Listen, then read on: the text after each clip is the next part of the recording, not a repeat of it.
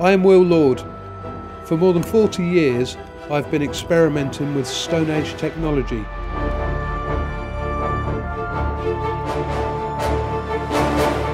And teaching what I have learnt to members of the public.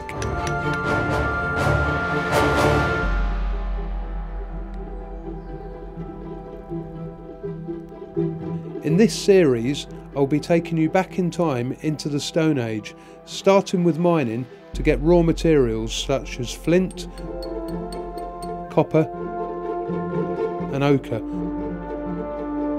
to produce tools and ancient art. So come on, let's enjoy this adventure together.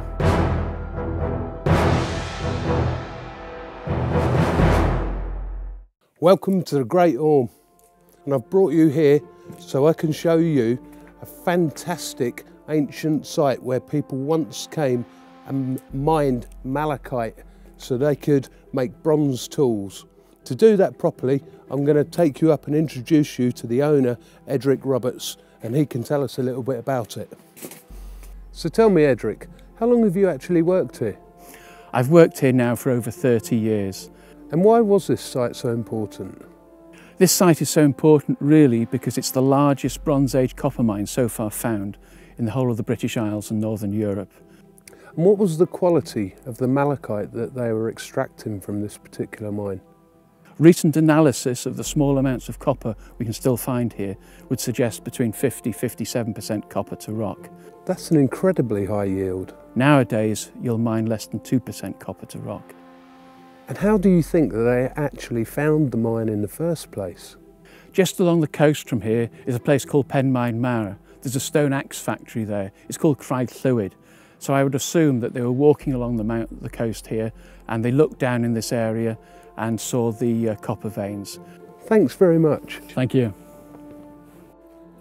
So now that we actually know where we are, it's time for me to take you back in time, to my time, the Stone Age, and show you how they mined the malachite and made the bronze tools.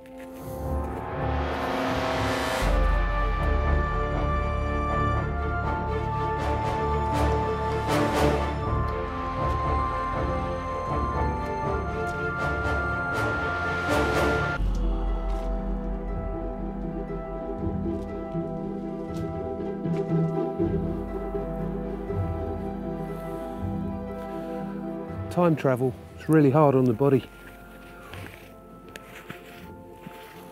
It doesn't look like anybody's about. I'm quite pleased about that because I wouldn't have really known how to interact with them or whether they'd have accepted me.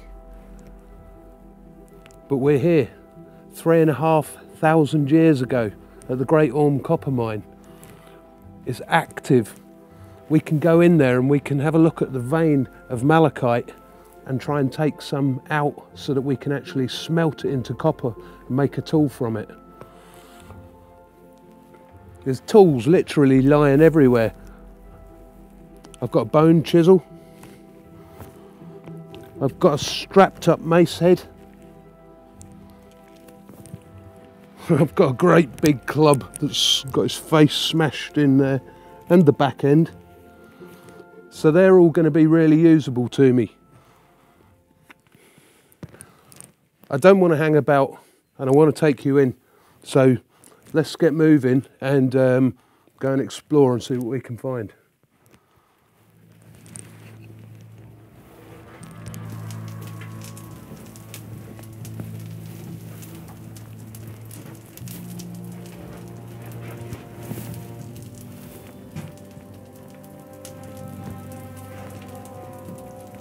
God, this rock is so hard.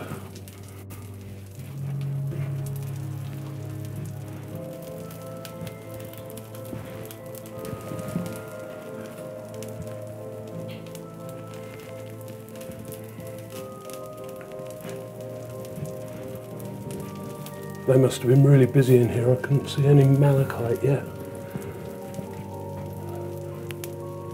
I think this goes back a really long way. I suspect it will get really, there's a small amount.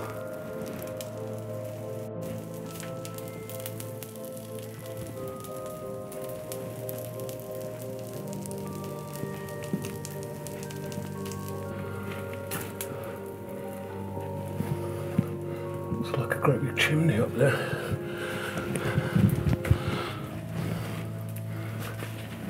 I'm getting lost. I actually don't even know where I am now.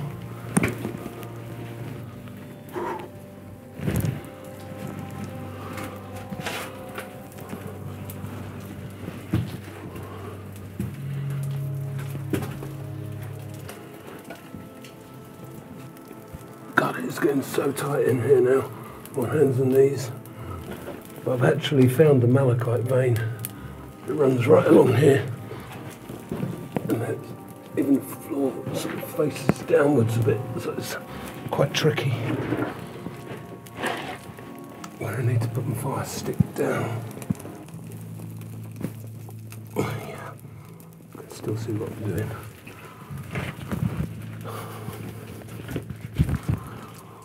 Right, so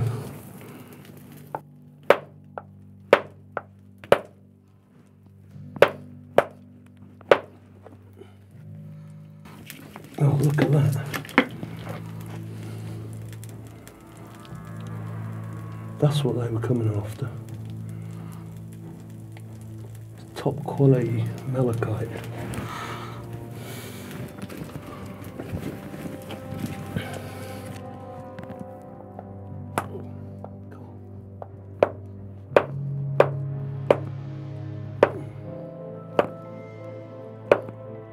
Oh, that is a nice bit. Look at that.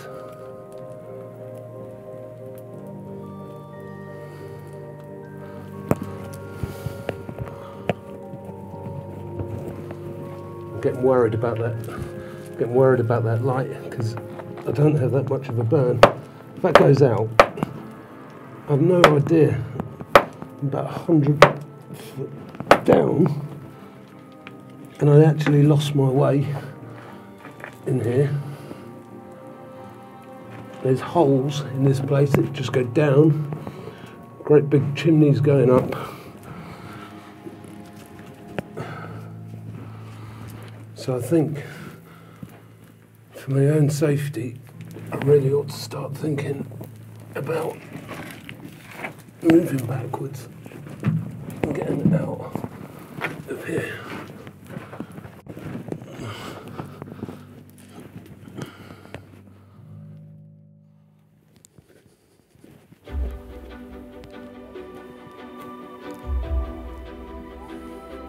Brilliant, the coast is clear.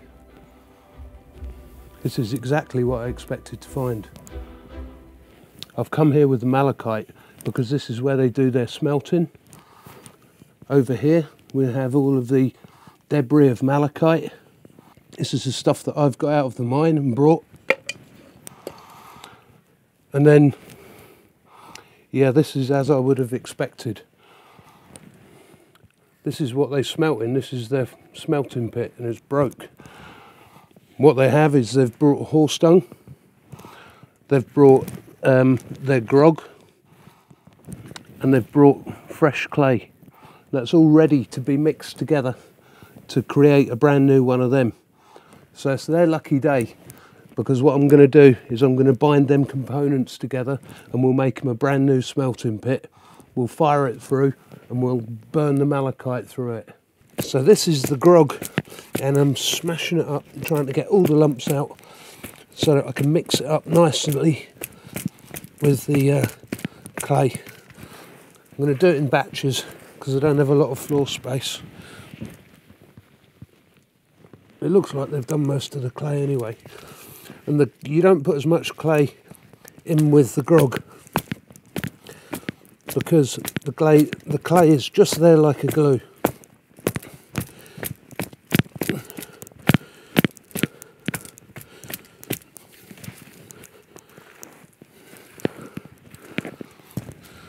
And then what we'll do is we'll undo what the horse has done. We can always add that into it a bit. Your hands get to know what they're touching, the way things should stick together. And I've got to clear out things which are too big because they'll be disruptive. I tell you, this hat's going to come. I've got to come off. The fox seems to want to help me out. That's not very helpful. You sit there for a minute. I'm getting these cobs underway at the moment, and as long as I can pat them and they're all nice and sticky and they're not splitting apart, you can see that's happy to move about. It means I can shape it and I can start welding them together. So I've just got to carry on doing that for a while. When you first start building these, it feels like they don't want to do what you want them to do. But once you start moving on with them, they start behaving. So it's now time to have the base built. And then I can start putting the cobs that I've made all around, and we will steadily erect our little smelting pit. They're going to know that I've been here because I'm not going to touch theirs. They might actually want to recondition that. I'm going to make mine a tiny little bit smaller than theirs so I can get a height on it. Good, so it's time to apply the cobs.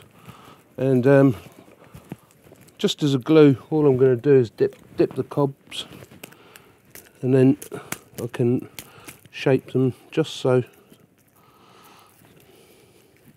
When I put them on, what I'll do is I'll just move them about a little bit and shape the ends so they're slightly triangulated, and that will help the next one fit to it.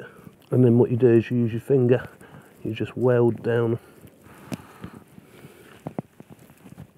just so it looks like you've done a good job. If it looks like you've done a good job, there's a fairly good chance you have.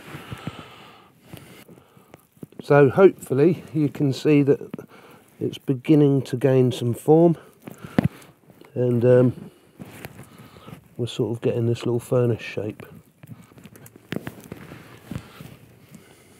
And before I put any more in, I'm just going to add a stick into here, and that's going to be the blowhole, and we can widen it out when we're ready, and that goes right at the bottom. We'll be getting the fire lit soon, and it's quite important that well, it's quite handy that I get it lit at the right light, because the flames will be changing colour with the malachite, and I'll be able to read what's going on in different temperatures just by the actual flame alone. Be studying different gradients of purple, different gradients of pink, greens and blues. So it's had 2 rings of cobs around it now. I'm going to go for 1 more ring. And what I've been doing is I've been putting each cob over the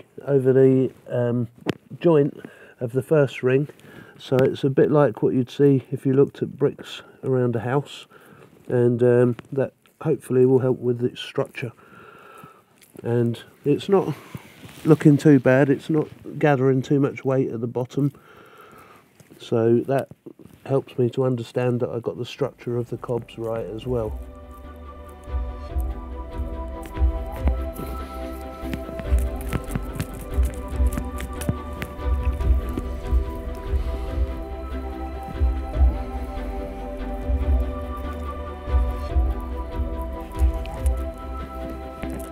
As you get higher, it becomes more delicate. In the past, one of the things I've done is I've actually wound string around this whole thing, just like a coil pot, and that's actually helped no end.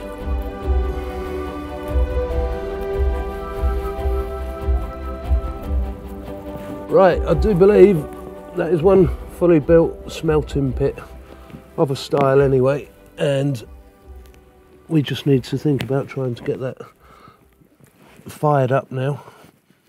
Get some charcoal in there and drying that out.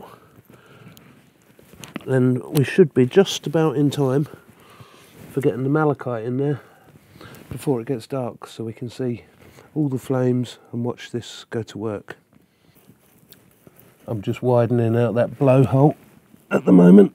It's quite nice as well because this is tapered, so it will also add into the effect of how a chewy works, where air is sucked in because it's got a nice smooth tapered bore. So over here what we have is a piece of flint and a piece of what's often mistaken as iron pyrite, is actually called Malachite. Alongside that, what I have is a piece of, this is known as amadou fungus, and it comes from the inside of something known as a horseshoe bracket off of a silver birch tree.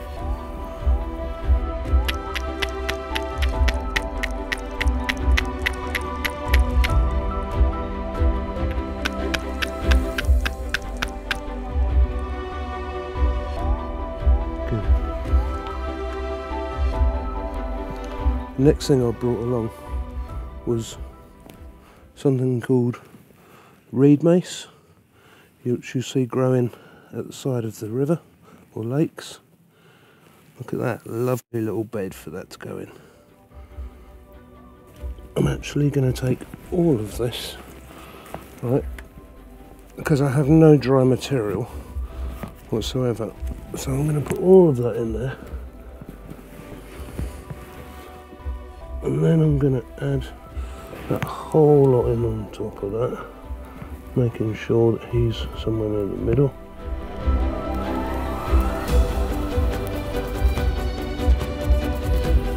The lovely thing about silver birch is it rolls itself into tight little cylinders and acts like a lot of little fire starting briquettes.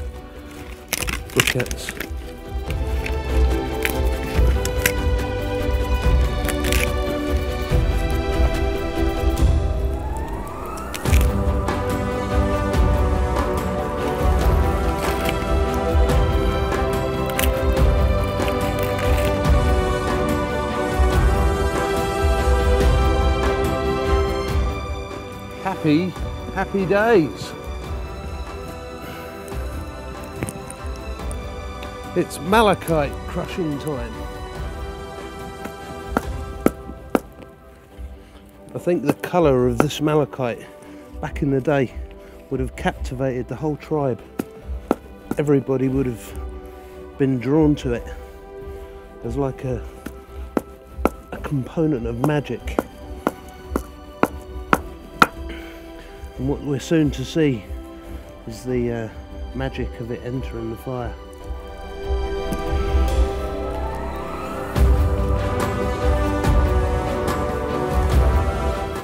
So this smelting pit is all in the right condition now, ready for the malachite to go in, and then that will just percolate down to the bottom, where I'll carry on roasting that for about an hour and a half.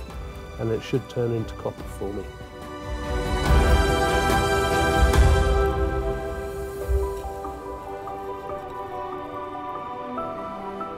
And you'll notice very soon the flames will turn to green.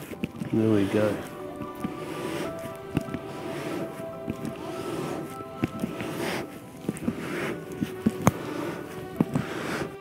So let's remind ourselves, it's 3,500 years ago. We've taken malachite from a vein in the mountain, deep inside the mountain, and we've put it into the fire, and the flames have turned green. A truly magical moment.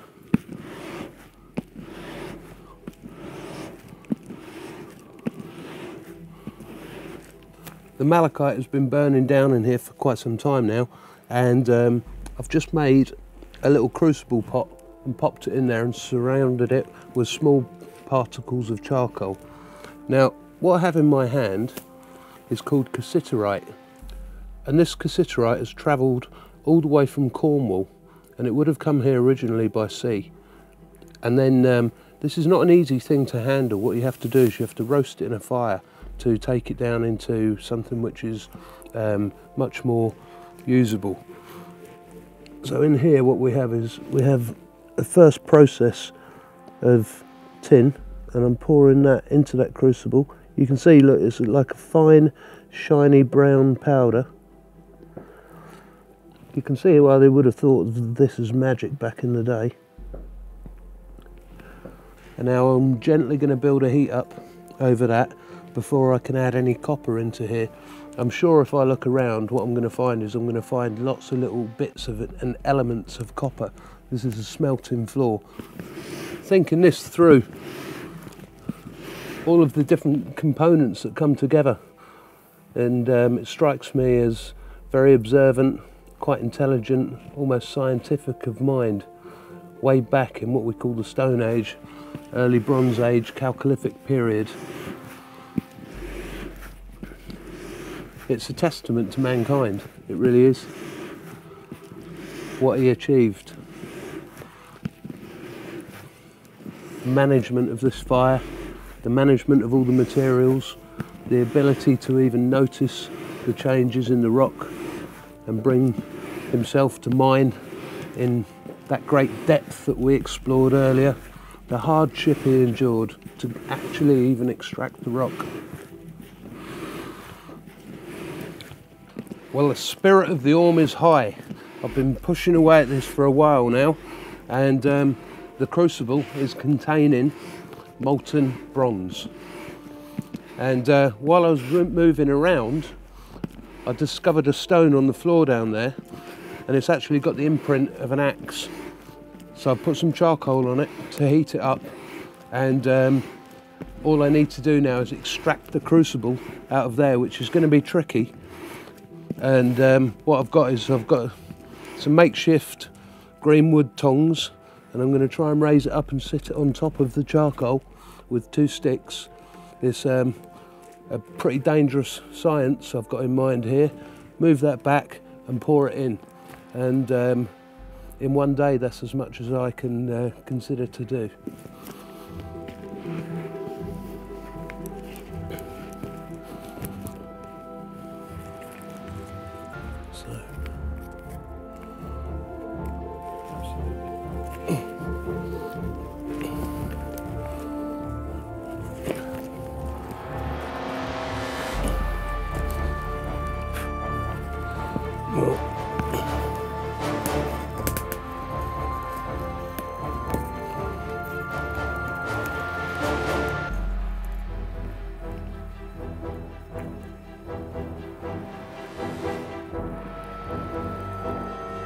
Yes.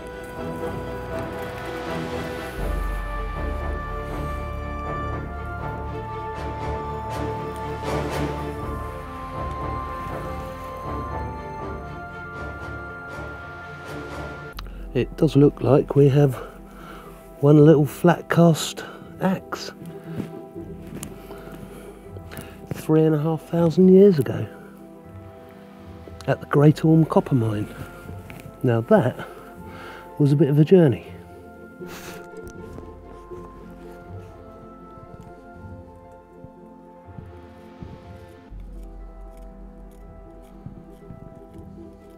Check that out.